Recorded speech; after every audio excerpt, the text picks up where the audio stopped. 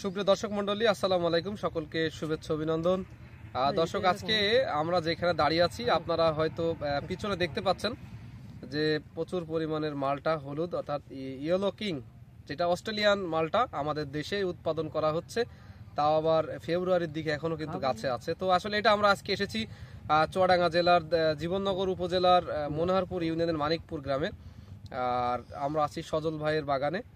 সজল ভাইয়ের বাগানের নাম করলেই সবাই জানে, আসলে এখানে কিন্তু নতুন নতুন চাষ এবং নতুন নতুন ফল পাওয়া যায়। তো আসলে এখানে আমরা দেখেছি, দেখেন যে আমি যদি দেখাই আপনাদের যে কি পরিমাণের ফল গাছে ধরে আছে, অর্থাৎ এখানে বেশ কিছু গাছ আছে যেখানে প্রচুর পরিমাণের ফল। একটা গাছে আমার কাছে মনে হলো কমপক্ষে 5 থেকে 6 মণ সম্ভাব্য আছে ফল এখানে।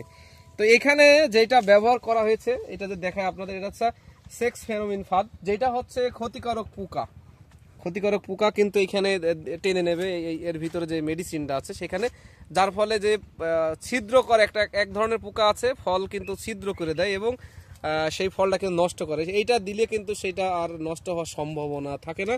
সেটা কিন্তু খুব সুন্দরভাবে একটা পদ্ধতি অবলম্বন করেছে। আসলে আমরা কথা বলবো এখন সজল ভাইয়ের সাথে, শুনবো তার কাছে এই মালটা চাষ সম্পর্কে কিছু তথ্য।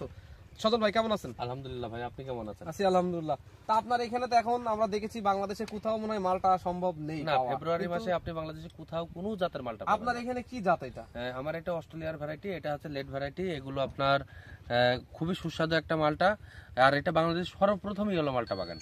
তা আপনার এখানে কেমন ফল? আমি তো দেখছি প্রচুর গাছ, একদম দেখেন গাছের একদম আগার থেকে গোড়ার থেকে একদম আগা পর্যন্ত শুধু ফল আর ফল। মানে প্রতিটা গাছেই কোনো গাছে 150 কেজি, কোনো গাছে 200 কেজি, কোনো গাছে 180 কেজি করে ফল আছে।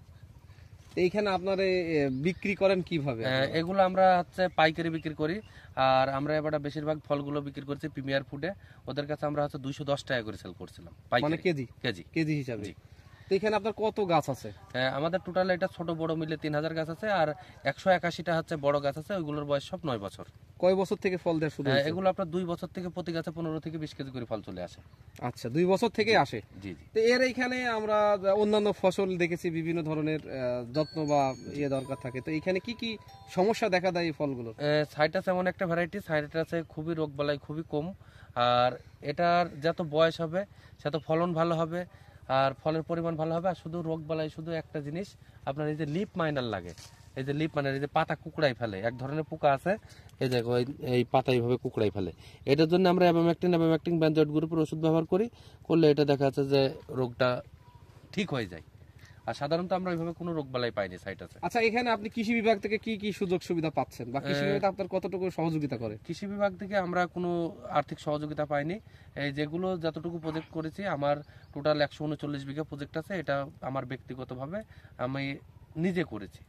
আপনি তরুণদের জন্য কি করতে চান? তরুণদের জন্য আমি বলতে চাই যে আমাদের বাংলাদেশে দিন দিন হচ্ছে বেকারত্ব বেড়ে যাচ্ছে, তাদের আমরা সুপরামর্শ দেবো, সার্বিক সহযোগিতা করব যতটুকু পারি।